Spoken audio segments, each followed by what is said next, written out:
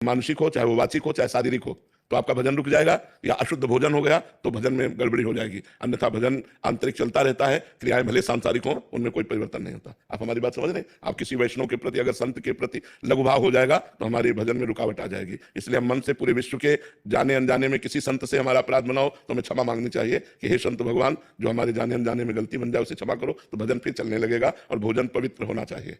आश्रम में लहसुन प्याज नहीं चलता। हाँ ठीक है, लहसुन प्याज ही केवल भोजन का दोष नहीं है, भोजन का दोष धन भी है। किस धन से भोजन आया है, जिस धन से भोजन आया है उसका प्रभाव हमारे ऊपर पड़ेगा, भले वो सात्विक मूंग की दाल और रोटी हो, लेकिन वो धन अशुद्ध प्रकृति से कमाया गया है, पाप कर्म से कमाया गया है और मुझे दिया गया है, तो मेरी बुद्धि पर उसका फर्क पड़ जाएगा, उसको बुद्धि भ्रष्ट हो जाएगी। भीष्म पितामह जी, द्रौपदी जी, युधिष्ठिर जी और सब है सैया पर पड़े हुए हैं, जो बाणों की सैया पर, तो उनसे प्रश्न युधिष्ठिर जी कर रहे हैं, तो सटीक उत्तर दे रहे, तो द्रौपदी जी हंस पड़े। तो भीष्म जी ने कहा बेटा हंसे क्यों, उपदेश कोई हंसने वाला तो है नहीं।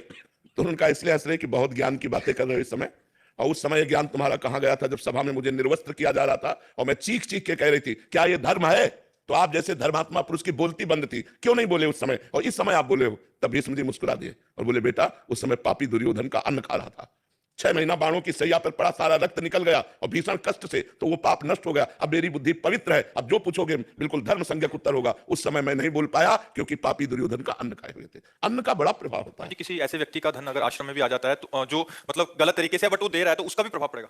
हम तो मतलब इतना तक महापुरुषों से सुने हुए हैं कि एक बार एक संतों की मंडली ग्राम से निकली, तो एक धनी मानी ने निमंत्रण दिया, सब संतों ने प्रसाद पाया और सुबह एक दूसरे की तरफ देखते हुए कहा कि आज तो हमारा संयम नष्ट हो गया। दूसरे ने कहा हमारा भी नष्ट हो गया, तीसरे ने कहा हमारा भी नष्ट हो गया। तो जो मुखिया थे उस संत मंडली के, उन्होंने कहा ऐसा कैसे हो सकता है, अन्न दोष से हो सकता है। तो उसको बुलाया जिसने पवाया था, उसने बताया कि हमारे संतान नहीं है, हम कामना से युक्त होकर के आपको पवाए, तो सबका ब्रह्मचर्य नष्ट हुआ। मतलब भोजन का इतना बड़ा प्रभाव है कि धन भी पवित्र है, लेकिन आपकी कामना बनाते समय किस भाव में है वो उसका प्रभाव होता है। तो हम लोगों को ये देखना है कि थोड़ा हमारा जो लेने का ढंग है, अब जैसे अपने यहाँ है तो बिल्कुल भगवान के आश्रित है।